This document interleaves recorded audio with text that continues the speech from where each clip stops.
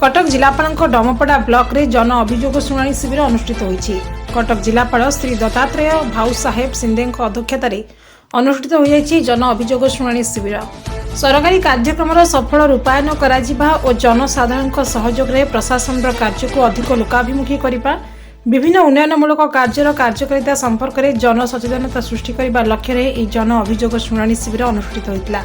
एथिरे डमपड़ा ब्लॉक जनसाधारण जोगदे निज निजर व्यक्तिगत और सामूहिक समस्या संपर्क में अवगत कराइथिले। विभिन्न अभियोग माध्यम आवास योजना, वार्धक्य भत्ता, विधवा भत्ता, भिन्नक्षम भत्ता, कृषि राजस्व, फौजदारी, स्वास्थ्य, शिक्षा प्रभृति विभिन्न समस्या संपर्कित मोट 78 अभियोगर जनशुणाणी करा जायतिला। ए शिविर में उपजिलापाल देवी प्रसाद महांती समेत विभिन्न विभाग विभागीय अधिकारी सहित कटक ग्रामांचल एसपी प्रतीक सिंह उपस्थित रही। अन्यपटे कटक जिलापाल द्वारा नूतन जिलापाल कार्यालय को फिता काटी उद्घाटन कर श्रीजुक्त सिंधे। ब्यूरो रिपोर्ट सत्यम न्यूज।